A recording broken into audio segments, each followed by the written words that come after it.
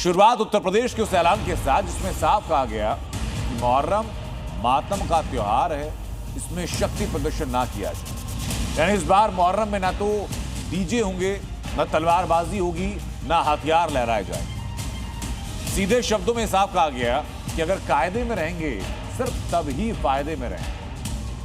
अब कोई रंग में भंग डालने का काम नहीं कर सकता। कहीं कान फोड़ू डीजे, कहीं तलवारों और हथियारों की नुमाइश, कहीं आसमान छूते ताजी, तो कहीं घंटों तक सड़कों पर कब्जा और जाम। ये वो तस्वीरें हैं जो कभी यूपी में मुहर्रम पर आम हुआ करती थी। मुहर्रम के जुलूसों के दौरान नियम कायदों को ताक पर रखकर हथियार लहराते हुए शक्ति प्रदर्शन किया जाता था और हर साल प्रशासन के सामने कानून व्यवस्था बनाए रखने की चुनौती खड़ी हो जाती थी। हर दूसरे तीसरे दिन एवरेज एक दंगा होता था यूपी में। महीनों कर्फ्यू रहता था। उत्सव के पहले उपद्रव होने लगते थे। लेकिन 2017 में यूपी की सत्ता बदलने के बाद यहाँ की तस्वीरें भी बदलने लगी। इस बार भी सीएम योगी ने साफ कह दिया है कि मियां भाई मुहर्रम का जुलूस निकालें, लेकिन कायदे में। उत्सव के रंग में किसी ने भंग करने का काम किया तो फिर वर्तमान तो जाएगा ही जाएगा, भविष्य भी स्वाहा हो जाएगा। मुहर्रम से पहले लखनऊ में कानून व्यवस्था को लेकर एक हाई लेवल मीटिंग में सीएम योगी ने अधिकारियों को बेहद कड़े आदेश दिए हैं। सीएम योगी ने साफ कह दिया कि मुहर्रम मातम का अवसर है, इसे शक्ति प्रदर्शन का जरिया न बनाया जाए। मुहर्रम के दौरान किसी भी प्रकार के हथियारों का प्रदर्शन नहीं हो। डीजे, ढोल ताशे की आवाजें भी मानकों के हिसाब से हो और ताजी की ऊंचाई भी नियमों के मुताबिक ही रखें। यानी डीजे की आवाज पर सख्ती, हथियारों के प्रदर्शन पर रोक, ताजियों की ऊंचाई को लेकर नियम और जुलूस के तय रूट का पालन करना होगा।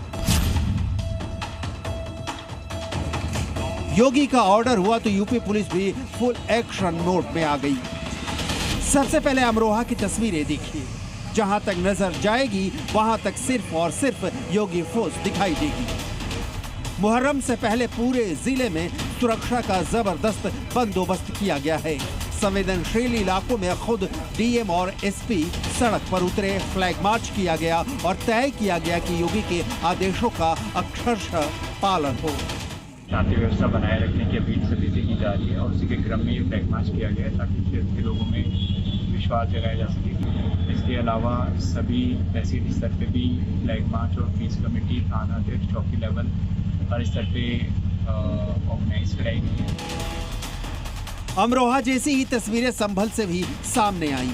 संभल यानी पश्चिम यूपी का वो जिला जो हमेशा से संवेदनशील माना जाता है। यहाँ खुद एसपी ने भारी पुलिस बल के साथ मुस्लिम बहुल इलाकों में फ्लैग मार्च किया।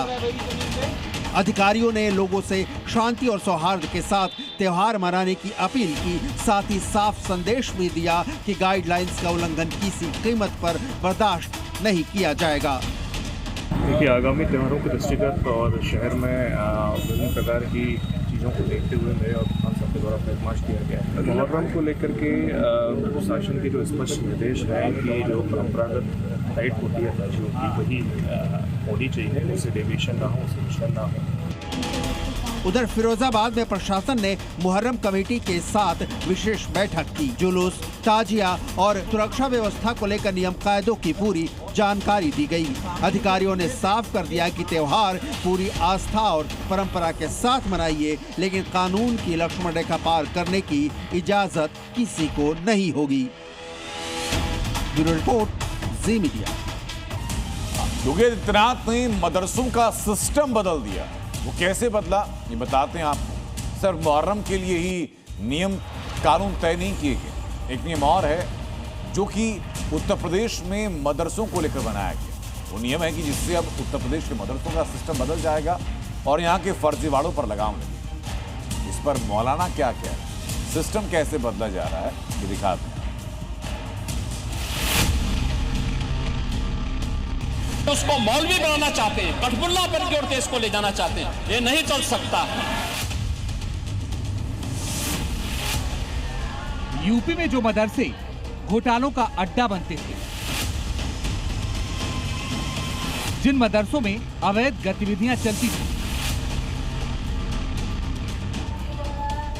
जिनमें तालीम के नाम पर कई साजिशें रची जाती थी, योगी आदित्यनाथ ने उन्हीं मदरसों का सिस्टम बदल कर रख दिया है। यूपी के मदरसों में अब ना तो घोटाले होंगे, ना फर्जीवाड़ा होगा और ना ही कोई देश विरोधी मदरसों की आड़ में कोई साजिश रच पाएगा, क्योंकि योगी सरकार ने वो कर दिखाया है जिसके बाद अब मौलाना भी उनके इस कदम के फैन हो गए। यूपी में सभी मान्यता प्राप्त मदरसों में शिक्षकों, गैर शिक्षण कर्मचारियों और छात्र छात्राओं की उपस्थिति दर्ज करने के लिए बायोमेट्रिक जरूरी कर दिया गया है। और खास बात यह है कि यह आधार आधारित बायोमेट्रिक प्रणाली होनी होगी। उत्तर प्रदेश मदरसा शिक्षा परिषद ने इस संबंध में सभी जिला अल्पसंख्यक कल्याण अधिकारियों को आदेश जारी कर दिए हैं। सरकार का कहना है कि ये कदम पारदर्शिता, जवाबदेही और नियमित उपस्थिति सुनिश्चित करने के लिए उठाया गया है। जो वहाँ मदरसे में घपलेबाजी हो रही थी, शिकायतें जब मिल रही थी, तो उन शिकायतों के आधार पर ये तय हुआ कि आधार आधारित अटेंडेंस वहाँ लागू किया जाए। तो वो आदेश विभाग से चला गया। दरअसल पिछले महीनों में कई मदरसों में फर्जी बायोमेट्रिक अटेंडेंस के मामले सामने आए थे। इसके अलावा ये भी सामने आया था कि टीचर्स की आड़ में कई बाहरी लोग मदरसे में आते थे और फर्जी सैलरी घोटाले की भी शिकायतें मिल रही थी। यही वजह है कि योगी सरकार ने कदम उठाया। अब खुद मौलाना भी इसकी तारीफ कर रहे हैं। इसकी वजह से सबसे बड़ा फायदा यह हुआ कि मदरसों में बच्चों की पढ़ाई बहुत अच्छी होने लगी और अब मुकम्मल तरीके से टीचर्स हाजिरी देते हैं और ज़ाब्ते में दिल से वो पढ़ाते हैं। इसलिए मदरसों का जो तालीमी निज़ाम है बहुत बेहतर हो गया है। अब बात संभल के हाजी ब्रदर्स की। पाकिस्तान से अवैध फंडिंग लेकर के सरकारी जमीन पर मीट फैक्ट्री चलाने वाले हाजी ब्रदर्स की मुश्किलें बढ़ती जा रही। पहले से ईडी, जीएसटी और आयकर विभाग की जांच में फंसे हाजी ब्रदर्स पर अब उत्तर प्रदेश सरकार का अंटर चला। उत्तर प्रदेश सरकार ने संभल में हाजी ब्रदर्स की मीट फैक्ट्री पर जब रेड की तो हाजी ब्रदर्स की सारी डिटेल सामने आ गई।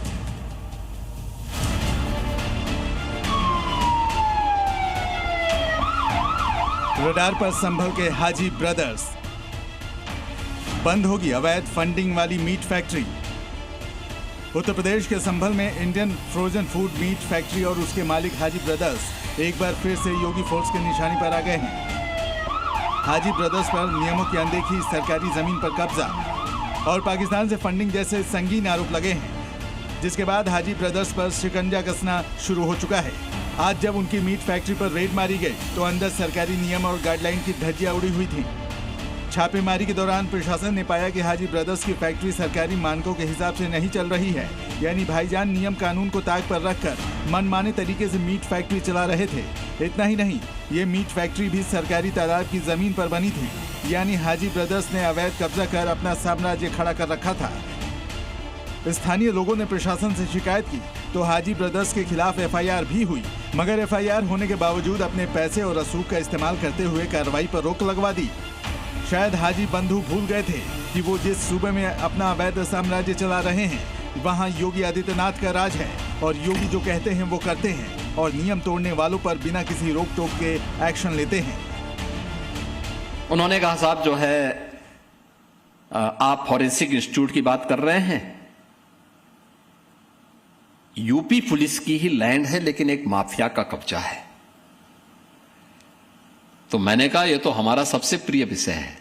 मैंने इधर एफआईआर लॉन्च करवाई और फिर वहां पे अगले दिन हमारा बुलडोजर पहुंच गया था। सूबे के मुखिया योगी आदित्यनाथ ने जैसे कहा था वैसे किया भी। पाकिस्तान से फंड जमा कर संभल में सरकारी जमीन पर कब्जा करके मीट फैक्ट्री चलाने वाले हाजी ब्रदर्स योगी फोर्स के रडार पर आ गए। अब सरकारी जमीन पर अवैध कब्जा और नियमों की अनदेखी करके मीट फैक्ट्री चलाने वाले हाजी ब्रदर्स की फैक्ट्री पर जल्द ही योगी ब्रांड का ताला लगने वाला है और माना जा रहा है कि योगी सरकार अब सरकारी जमीन पर अवैध कब्जे को हटाने के लिए बुलडोजर भी चला सकती है। आपको बता दें, ये वही हाजी ब्रदर्स हैं जो 2025 में सबसे पहले सुर्खियों में आए थे। पिछले साल 13 अक्टूबर 2025 को ईडी, जीएसटी और आईटी के 100 से अधिक अधिकारियों की टीम ने सूबे की सबसे बड़ी छापेमारी की थी।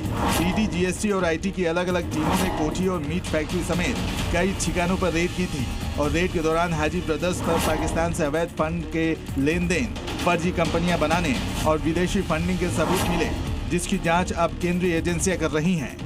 और अब योगी फोर्स ने हाजी ब्रदर्स पर नकेल कस दी है, जिसके बाद तय है कि योगी फोर्स हाजी ब्रदर्स को ऐसा सबक सिखाएगी कि अवैध कब्जा करना और पाकिस्तानी फंडिंग लेना तो दूर, सोचना भी भारी पड़ेगा। संभल से सुनील सिंह के साथ ब्यूरो रिपोर्ट, जी मीडिया। यूपी से लेकर गुजरात तक अवैध कब्जा करने वालों पर बुलडोजर एक्शन जारी। यूपी के अलग अलग जिलों में सरकारी जमीनों पर कब्जा करने वालों बाबाओं का बुलडोजर ऐसा चला कि देखते देखते सरकारी जमीन पर बनी कब्जे वाली इमारतें जंगदोज हो गई। तो वहीं गुजरात में भी ऐसा ही बुलडोजर मॉडल देखने को मिला।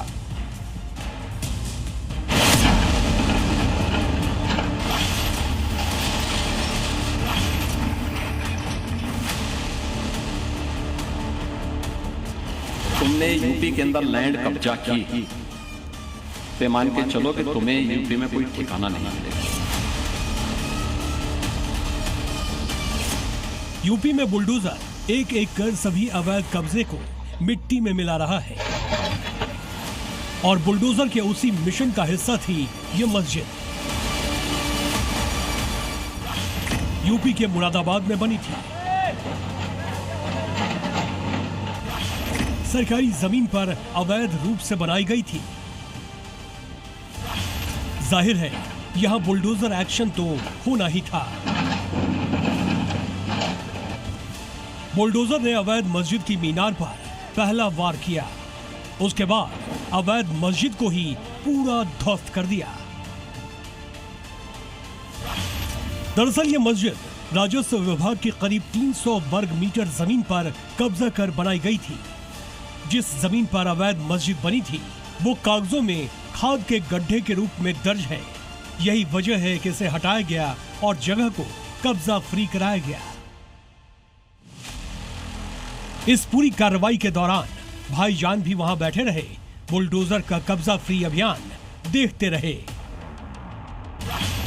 अब देखिए ताजनगरी आगरा की तस्वीरें, जहां तालाब की जमीन पर कब्जा कर कहीं मस्जिद, कहीं मजार तो कहीं मंदिर बना दिए गए थे, लेकिन एनजीटी के आदेश पर सभी अवैध निर्माण को ध्वस्त कर दिया गया।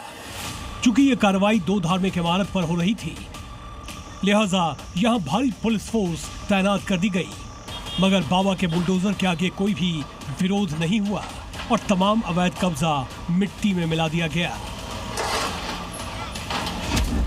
बुलडोजर एक्शन सिर्फ अवैध मस्जिद या अवैध मजार पर ही नहीं, बल्कि हर उस कब्जे पर हो रहा है जो सरकारी जमीन पर किया गया। ऐसा ही जौनपुर में भी हुआ, जहां सरकारी जमीन पर यज्ञशाला बना ली गई थी, जिसको खाली कराने के लिए पहले नोटिस दिया गया, फिर मियाद पूरी होने पर बुलडोजर पहुंच गया।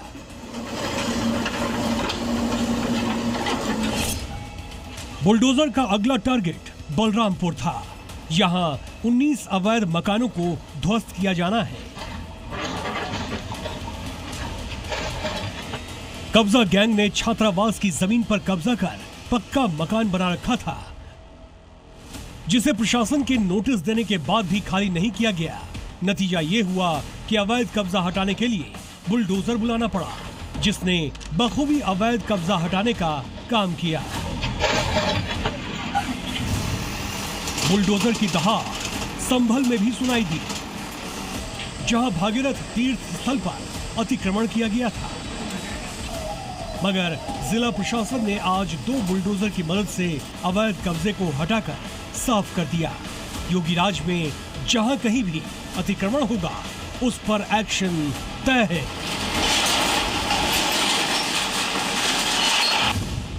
एक तरफ यूपी में बाबा का बुलडोजर गरज रहा था, तो दूसरी तरफ गुजरात में दादा यानी भूपेंद्र पटेल की फोर्स भी अवैध कब्जे पर बुलडोजर चलवा रही है। कच्छ में वन विभाग की बेशकीमती जमीन पर अवैध साम्राज्य खड़ा करने वाले कुख्यात माफिया हारून अयूब पर सरकार का ऐसा हंटर चला कि उसका आलीशान होटल अब सिर्फ मलबा बन चुका है। इस जगह पर गुजरात पुलिस हाउसिंग बोर्ड द्वारा एक हाईटेक पुलिस स्टेशन का निर्माण किया जाएगा। यानी जहां कहीं भी अपराधी और माफिया का कब्जा था, अब वहां कानून का पहरा होगा। ब्यूरो रिपोर्ट, जी मीडिया। और एक खबर आरएसएस से जुड़ी हुई, जहां झारखंड में आरएसएस मुख्यालय में बीती रात पेट्रोल बॉम्ब से हमले की कोशिश की गई। हालांकि हमलावरों की कोशिश नाकाम हुई, लेकिन जो तस्वीरें सामने आई वो कई गंभीर सवाल खड़े कर दिए।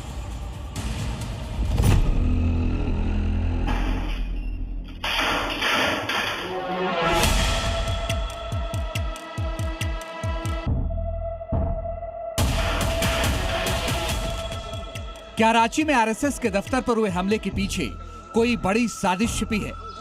क्या राष्ट्रीय स्वयंसेवक संघ का कार्यालय किसी संगठित नेटवर्क के निशाने पर है?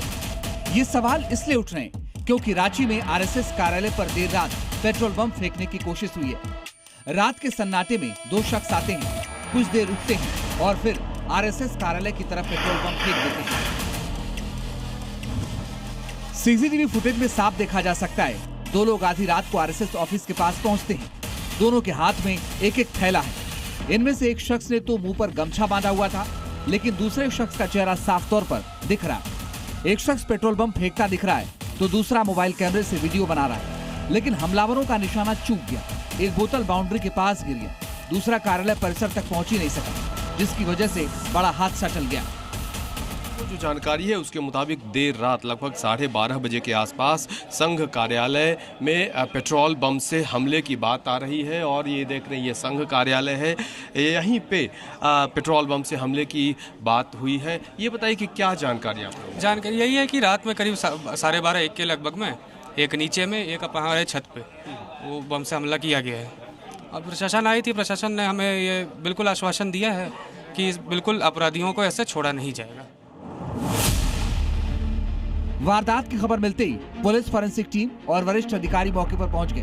घटनास्थल से सबूत जुटाए गए और सीसीटीवी फुटेज खंगालनी शुरू कर दी गई और आरोपियों की जल्द पकड़ की मांग हो रही है। इतने में दुस्साहस करना 12:30 बजे बीच शहर में जहां राम मंदिर है वहां पर आरएसएस के कार्यालय पे हमला एक बड़ी साजिश की ओर इंडिकेट कर रहा है। इस संघ के ऑफिस में इस प्रकार के हमला होना, यानी एक प्रकार से ये कह सकते हैं कि भाई बड़ी घटना को राज्य भर में अंजाम देने की एक तैयारी है। लेकिन इस पूरी घटना के बीच सबसे बड़ा सवाल यही है कि आखिर आरएसएस का कार्यालय किसके निशाने पर था। सवाल इसलिए बड़ा है क्योंकि राष्ट्रीय स्वयंसेवक संघ यानी आरएसएस के दफ्तर पहले भी निशाने पर रहे। 1993 में चेन्नई आरएसएस कार्यालय को बम धमाके से दहलाया गया था। उस हमले में 11 लोगों की मौत हो गई थी। फिर 2006 में नागपुर आरएसएस कार्यालय पर फिदायीन हमला करने की कोशिश हुई। आतंकियों के पास AK-57 ग्रेनेड और विस्फोटक थे, लेकिन सुरक्षा बलों ने उन्हें मुख्यालय तक पहुंचने से पहले ही ढेर कर दिया था। इसके बाद भी समय समय पर आरएसएस मुख्यालय और दफ्तर की रेकी, धमकी और साजिशों के खुलासे होते रहे और अब रांची में आरएसएस दफ्तर पर पेट्रोल बम से अटैक की कोशिश की गई। फिलहाल पुलिस सीसीटीवी फुटेज की मदद से हमलावरों की तलाश कर रही है, क्योंकि उनकी गिरफ्तारी के बाद ही हमले की साजिश का पर्दाफाश हो पाएगा। ब्यूरो रिपोर्ट, जी मीडिया। उद्धव ठाकरे 4 साल में दूसरी बार अपनी पार्टी में टूट का सामना कर रहे हैं। एक तरफ से लोकसभा के 6 सांसदों को बेईमान कहा जा रहा है, तो दूसरी तरफ से इन्हें बगावती कहा जा रहा है। हालात ऐसे हो गए कि संजय राउत ने प्रेस कॉन्फ्रेंस की, बागियों को अपशब्द कहा। इतना यह होगा कि आखिरकार इन बागियों का होता क्या।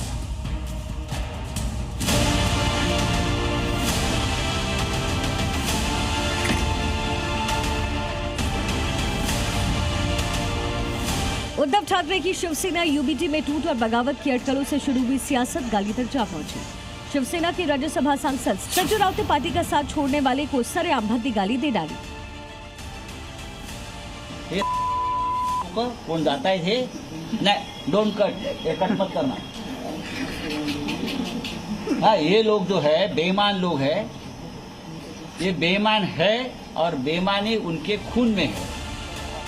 संजय राउत का दावा है कि बगावत करने वाले सांसदों को 15-15 करोड़ रुपए दिए गए, जिसके बाद ही वो चार्टर्ड प्लेन में सवार हुए और दिल्ली पहुंचे। इतना ही नहीं, 50-50 करोड़ में सांसद खरीदे जा रहे हैं। 15-15 करोड़ कल रात को दिया।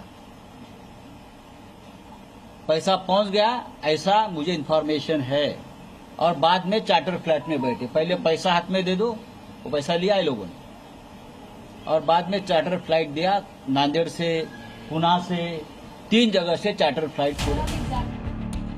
एक तरफ संजय राउत के चेहरे पर सियासी शिकस्त साफ झलक रही है, तो दूसरी तरफ सूत्रों से खबर ये आई कि शिवसेना के अलग ग्रुप के लिए लोकसभा स्पीकर को चिट्ठी दी जा चुकी है, जिसमें 6 सांसदों के दस्तखत हैं। इनमें से 5 ने पहले ही साइन कर दिया, जबकि एक सांसद ने बाद में सहमति दी। अब अगर इस प्रस्ताव पर सहमति मिलती है तो शिंदे गुट पे विलय की प्रक्रिया होगी। हालांकि ठाकरे कैंप अपनी ओर से कोई कोर कसर नहीं छोड़ा। पार्टी नेता प्रियंका चतुर्वेदी ने भावनाओं को समझने की सलाह दे डाली। आपको ये इमोशन समझना होगा। इट्स अनफॉर्चुनेट लैंग्वेज यूज़ करना, इस तरीके की लैंग्वेज यूज़ करना, मैं आई डोंट एंडोर्स दैट, पर आप अगर समझेंगे किस तरीके की हमने लड़ाई लड़ी है। पहली स्पॉन्सर जो पार्टी को तोड़ने का काम किया, 2/3 स्प्लिट जो हुआ था उस समय पर, पार्टी का नाम चिन्ह सब एकनाथ शिंदे को दे दिया था। सुप्रीम कोर्ट में वो लड़ाई अभी भी जारी है। जनता ने उद्धव जी पे भरोसा कर आपको मेंबर ऑफ पार्लियामेंट बनाया था, आप उसके खिलाफ काम करेंगे तो ये कहीं ना कहीं बहुत गलत होगा। और शिवसेना यूबीटी के 3 सांसदों ने लोकसभा स्पीकर से मुलाकात कर अपनी बात भी रखी। हालांकि ये तय हो चुका है कि उद्धव के 6 सांसदों का टूटना लगभग तय हो चुका है। यही वजह है कि ठाकरे परिवार की ओर से बागियों को गद्दार ठहराया जा रहा है। और मैं फिर एक बात कहता हूँ, अब उनको नहीं छोड़ेंगे। अगर कोई है उसमें से ऐसा कोई करता है तो अब महाराष्ट्र की जनता एक बार चुप बैठी। अब जनता चुप नहीं बैठेगी, मैं आपको बता रहा हूँ। हाँ, ये क्या है, तमाशा बना के रखा है क्या आप लोगों ने? इस्तीफा दे दो, अगर उसको जाना है वो इस्तीफा दे दो। महाराष्ट्र की राजनीति में ये दूसरा मौका है जब उद्धव ठाकरे के साथ ही विद्रोह के बाद अलग हो गए। 4 साल पहले 40 विधायक टूटे, अब 6 सांसद साथ छोड़ रहे हैं। कांग्रेस ने कटाक्ष करते हुए कहा कि ये ऑपरेशन गीदड़ है। ये ऑपरेशन टाइगर नहीं, ऑपरेशन गीदड़ है। सत्ता की भूख, उसकी एक मर्यादा होती है, लेकिन नरेंद्र मोदी और उनका अलायंस ये वो भूख के भी ऊपर चले गए। इसको अब वोमिटिंग आने का समय आ गया है। लोग पार्टी को वोट करते हैं, यहाँ तो दूसरे पार्टी के चुने हुए लोगों को अपने कब्जे में लेके अपनी ताकत, सत्ता की जो मस्ती है वो दिखाने का काम किया जा रहा है। इसी बीच बीजेपी ने क्लियर किया कि उद्धव ठाकरे के बागी सांसदों का उनसे कोई लेना देना नहीं। भारतीय जनता पार्टी का कोई संबंध नहीं है। उद्धव ठाकरे जी को उनके एमएलए एमपी क्यों छोड़ के जा रहे हैं, उद्धव जी जाने, और एकनाथ शिंदे जी के पास जा रहे तो एकनाथ शिंदे जी जाने। भारतीय जनता पार्टी का कोई संबंध नहीं, हमारे मुख्यमंत्री का कोई संबंध नहीं, हमारे कोई नेताओं का संबंध नहीं, ना दिल्ली से ना गल्ली से। बहरहाल महाराष्ट्र में अब सभी की नजर उस प्रक्रिया पर है जिसकी मदद से उद्धव के 6 बागी सांसदों को इम्यूनिटी मिल जाएगी। बाकी मुंबई से लेकर दिल्ली तक खबर सभी को है। ब्यूरो रिपोर्ट, जी मीडिया। यूपी और दिल्ली को दलाने के लिए पाकिस्तानी जनरल मुनीर लगातार साजिशें रच रहा है। कभी अपने स्लीपर सेल के जरिए रेकी करवाता है, कभी दिल्ली को दलाने के लिए युवाओं के ब्रेन वॉश करता है। एक ऐसी साजिश को दिल्ली पुलिस ने नाकाम किया और मुनीर के प्यादों को गिरफ्तार किया। देश की राजधानी, सत्ता का केंद्र, लेकिन ये दिल्ली आतंकियों के टारगेट पर। देश की राजधानी में खौफ फैलाने की साजिश रची जा रही थी, जो पाकिस्तान में बैठकर तैयार हो रही थी और उसे ग्राउंड पर उतारने में जुटे थे मुनीर की टेरर आर्मी के साथ गुर्गे, अनस त्यागी, मोहित, दीपक अग्रोला, आरिफ प्रधान, करणवीर सिंह, जतन और साबे। लेकिन ये अपने नापाक मंसूबों में कामयाब हो पाते उससे पहले ही दिल्ली क्राइम ब्रांच के स्पेशल सेल ने इन 7 दहशतगर्दों को शिकंजे में ले लिया। इनके तार सीधे पाकिस्तान में बैठे 2 नामों से जुड़े मिले। शहजाद भट्ट और अजमल गुज्जर, 2 ऐसे चेहरे जो अपराध और आतंक के गठजोड़ का नया मॉड्यूल बन चुके हैं। जांच में सामने आया कि पाकिस्तान से ड्रोन के जरिए हथियार और ड्रग्स पंजाब सीमा तक भेजे जाते थे। वहां से नेटवर्क के सर से खेप उठाते और फिर दिल्ली एनसीआर में सप्लाई करते। यानी पाकिस्तान से उड़ान भरता आतंक पंजाब के रास्ते दिल्ली तक पहुंच रहा था। छापेमारी में पुलिस ने 5 पिस्टल, 31 जिंदा कारतूस, 7 मोबाइल फोन, 1 स्कॉर्पियो बरामद की। लेकिन असली हथियार सिर्फ ये नहीं थे, बल्कि वो डिजिटल सबूत थे जो मोबाइल फोन में मौजूद थे। इन संदिग्धों के फोन खंगालने पर शहजाद भट्टी और अजमल गुज्जर के साथ chat, voice note, call record और कई डिजिटल सबूत मिले हैं, जिनसे पता चला कि ये कोई लोकल गैंग नहीं बल्कि पाकिस्तान से संचालित एक संगठित नेटवर्क था। इस नेटवर्क का सबसे बड़ा बेस गाजियाबाद का लोनी इलाका था, जहां से अनस, मोहित, आरिफ और साबिर ऑपरेट कर रहे थे, जबकि पंजाब का करणवीर सीमा से आने वाली खेप को आगे बढ़ाने की भूमिका निभा रहा था। सबसे खतरनाक खुलासा भर्ती के तरीकों को लेकर हुआ है। पाकिस्तान में बैठे हैंडलर सोशल मीडिया के जरिए भारतीय युवाओं को फंसाते थे। उन्हें जल्दी अमीर बनने का सपना दिखाया जाता था। महंगी गाड़ियां, हथियार, गैंगस्टर की लाइफस्टाइल और मोटी काली कमाई का लालच दिया जाता। फिर धीरे धीरे उन्हें अपराध और आतंक की दुनिया में धकेल दिया जाता। जांच एजेंसियों के मुताबिक गिरोह के सदस्य दिल्ली, गाजियाबाद और एनसीआर के कई संवेदनशील इलाकों की रेकी कर चुके थे। महत्वपूर्ण जगहों की तस्वीरें, वीडियो और लोकेशन डिटेल पाकिस्तान भेजी जा रही थी। गिरफ्तार किए गए 12 संदिग्ध आतंकी पाकिस्तानी मॉड्यूल गैंगस्टर शहजाद भट्टी के निर्देश पर दिल्ली के कई ठिकानों की रेकी कर चुके थे। इन सबको शहजाद भट्टी ने अलग अलग टास्क दिया हुआ था। कुछ लोगों को पुलिस वालों की टारगेट किलिंग करनी थी, तो कुछ लोगों को आतंकी संगठन तहरीके तालिबान हिंदुस्तान के प्रचार प्रसार का जिम्मा सौंपा था। स्पेशल सेल अब इस पूरे मॉड्यूल से जुड़े बाकी लोगों की पहचान करने में जुट गई है। जांच में सामने आए कि इस नेटवर्क का मकसद दिल्ली एनसीआर में ऐसा हमला करना था जिससे खौफ का माहौल बने, सांप्रदायिक तनाव फैले और देश की सुरक्षा व्यवस्था को चुनौती दी जा सके। साजिश की जड़ें जेल तक पहुंची हुई थी। मंडोली जेल में बंद कुख्यात गैंगस्टर दीपक अग्रोला भी इस नेटवर्क का हिस्सा था। आरोप है कि जेल के अंदर से ही वो मोबाइल फोन के जरिए पाकिस्तान में बैठे आकाओं के संपर्क में था और टेरर नेटवर्क को मजबूत करने में जुटा था। तस्वीर साफ है, पाकिस्तान की खुफिया एजेंसी आईएसआई का संरक्षण, विदेश में बैठे गैंगस्टर, ड्रोन से पहुंचते हथियार, ड्रग्स से आने वाला पैसा और भारत में तैयार किया गया टेरर नेटवर्क आतंक और संगठित अपराध का खतरनाक गठजोड़ था। दिल्ली पुलिस का दावा है कि समय रहते इस मॉड्यूल का भंडाफोड़ कर दिया गया है, लेकिन जांच एजेंसियों को आशंका है कि इस नेटवर्क की कई और भी सदस्य अभी आजाद हैं, जो पाकिस्तान में बैठे आकाओं के इशारे पर काम कर रहे हैं। यही वजह है कि सुरक्षा एजेंसियां सिर्फ 7 गिरफ्तारियों पर नहीं बल्कि पूरे आतंकी नेटवर्क को जड़ से खत्म करने पर फोकस कर रही है। ब्यूरो रिपोर्ट, जी मीडिया। तरफ ये खुलासा हुआ, उस तरफ मेरठ में अवैध बांग्लादेशी और रोहिंग्याओं के खिलाफ मोर्चा खोल दिया गया। उत्तर प्रदेश पुलिस मेरठ के अलग अलग इलाकों में सत्यापन अभियान चला रही है। जो संदिग्ध मिल रहा है उसकी जांच की जा रही है। इस जांच के दौरान मेरठ पुलिस ने कब्जा नीति का भी पता लगाया।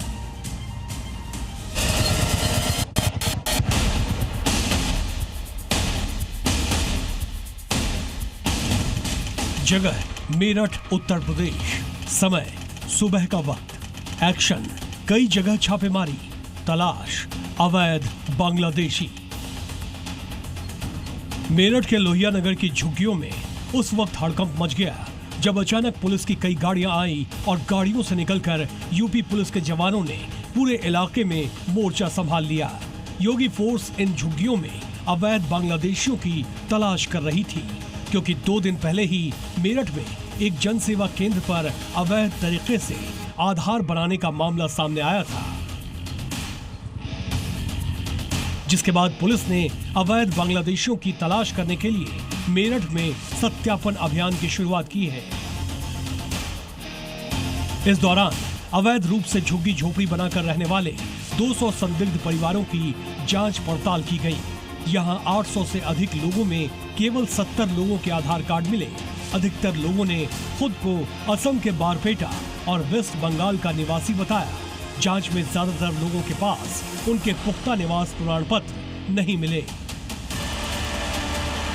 इसके चलते पुलिस प्रशासन, खुफिया विभाग और सुरक्षा एजेंसियां गहनता से पड़ताल और सत्यापन कर रही है। इसके साथ ही पुलिस ने यक्ष ऐप से भी यहां लोगों की जांच की।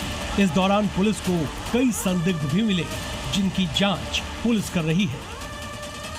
लगभग 10 झुग्गियाँ ऐसी बनी है कि जहाँ पे कोई स्थलांतरित होकर यहाँ आने की सूचना थी। मेरे द्वारा और थाना लोहिया नगर में भारी मात्रा में पुलिस बल वहाँ पे लेके जाते हुए उन सभी से उनके आधार कार्ड, पैन कार्ड और बाकी जो पहचान पत्र है ये मांगे गए। साथ में हमने यक्ष ऐप के मदद से अगर उनके ऊपर अगर कोई अपराधी का इतिहास है या मतलब जो फोटो से हम पहचान कराते हैं वो भी हमने चेक किया। मेरठ में पुलिस टीम जिन जिन इलाकों में जांच कर रही है वहां पिछले कुछ साल में बाहरी लोगों की संख्या काफी बढ़ी है। ऐसे में पुलिस को शक है कि कहीं रोहिंग्या और बांग्लादेशियों ने दिल्ली छोड़कर मेरठ या आसपास के जिलों को अपना ठिकाना तो नहीं बना लिया। यहाँ किराए की जमीन पर झुग्गियां बनाकर लोग कबाड़ का काम करते हैं। यहाँ लोगों ने अवैध तरीके से मस्जिदें और मदरसे बना लिए थे, जिसका उनके पास कोई वैध दस्तावेज नहीं था। साथ ही मदरसे में मौजूद एक शख्स की जांच में पुलिस को उसके खिलाफ आपराधिक मामले का भी पता चला। मेरठ के लोहिया नगर थाना क्षेत्र की घोसीपुर में, जहां आप देख सकते हैं जो बस्ती है ये झुग्गी झोपड़ी में रहने वाले लोगों की बस्ती है और यहाँ जो लोग रहते हैं वो असम और वेस्ट बंगाल के रहने वाले लोग हैं। लगभग 100 से 150 परिवार जो हैं वो इसी झुग्गी झोपड़ियों में रहते हैं। ऐसे में कल पुलिस ने यहाँ सत्यापन अभियान चलाया और तमाम जो दस्तावेज थे वो यहाँ पर देखे पड़े। इससे पहले यूपी के गाजियाबाद में अवैध बांग्लादेशी और रोहिंग्या की तलाश में पुलिस ने चेकिंग अभियान चलाया था, क्योंकि यूपी के मुख्यमंत्री योगी आदित्यनाथ ने साफ कहा है कि राष्ट्रीय सुरक्षा सर्वोपरि है और यूपी में अवैध घुसपैठ किसी भी हालत में बर्दाश्त नहीं किया जाएगा। पारस गोयल, जी मीडिया, मेरठ। हिंदुस्तान में घुसपैठियों पर इस एक्शन से बांग्लादेशी कट्टरपंथी भड़के हैं और हिंदुओं के खिलाफ साजिशें कर रहे हैं। बांग्लादेशी कट्टरपंथियों ने ढाका में भगवान राम की प्रतिमा का विरोध किया और उसका काम रुकवा दिया, जिसके जवाब में बांग्लादेश में रहने वाले हिंदुओं ने ढाका में रैली निकाली। बांग्लादेश में सत्ता बदल गई, चेहरे बदल गए, लेकिन अगर कुछ नहीं बदला तो वो है हिंदुओं के खिलाफ कट्टरपंथियों की नफरत। एक तरफ बांग्लादेश के गाईबाधा जिले में भगवान राम के 81 फीट ऊंचे मूर्ति के निर्माण को कट्टरपंथियों ने रुकवा दिया, जिसके खिलाफ अब बांग्लादेश के हिंदू उतर आए हैं। ढाका में कट्टरपंथियों के विरोध में रैली निकाली गई। ये तस्वीरें बांग्लादेश के गाईबाधा जिले की है, जहां भगवान राम की एक ऐसी प्रतिमा आकार ले रही थी जो पूरे बांग्लादेश में सबसे ऊंची होने वाली थी। 81 फीट ऊंची भगवान राम की प्रतिमा, एक ऐसा धार्मिक परिसर जो आने वाले समय में बांग्लादेश में हिंदू आस्था और संस्कृति का बड़ा केंद्र बनने वाला था। लेकिन अब इस निर्माण स्थल पर सन्नाटा है, क्योंकि कट्टरपंथियों की धमकियों ने काम रुकवा दिया है। इतना ही नहीं, परिसर को गिराने तक की धमकियां दी जा रही है, जिससे स्थानीय हिंदू समुदाय में डर और असुरक्षा का माहौल है। दरअसल ये सिर्फ एक प्रतिमा का मामला नहीं है, इस पूरे धार्मिक परिसर की योजना कहीं ज्यादा बड़ी थी। नवंबर 2025 में यहाँ भगवान कृष्ण की 50 फीट ऊंची प्रतिमा स्थापित की गई थी। भविष्य में 144 देवी देवताओं की प्रतिमाएं लगाने की योजना थी। साथ ही धार्मिक और सांस्कृतिक केंद्र भी विकसित किए जाने थे, ताकि बांग्लादेश की सनातन विरासत को दुनिया के सामने रखा जा सके। लेकिन कट्टरपंथी को यही बात खटक रही है। सोशल मीडिया अभियान से लेकर राजनीतिक विवाद तक इस हिंदू परियोजना को लगातार निशाना बनाया गया। अब हालात ऐसे बन गए कि निर्माण कार्य पूरी तरह रोक दिया गया। लेकिन ढाका यूनिवर्सिटी में हिंदू छात्रों ने मशाल जुलूस निकाला और मांग की कि राम प्रतिमा का निर्माण तुरंत शुरू कराया जाए। बांग्लादेश में अल्पसंख्यकों के सबसे बड़े संगठन बांग्लादेश हिंदू बौद्ध ईसाई एकता परिषद ने सरकार से हस्तक्षेप की मांग की है। बड़ा सवाल यही है, क्या बांग्लादेश में सत्ता परिवर्तन के बावजूद कट्टरपंथियों को खुली छूट है? क्या हिंदुस्तान में मिशन घुसपैठ से बौखलाए कट्टरपंथी अब बांग्लादेश में हिंदुओं और मंदिरों को निशाना बना रहे हैं? ब्यूरो रिपोर्ट, जी मीडिया।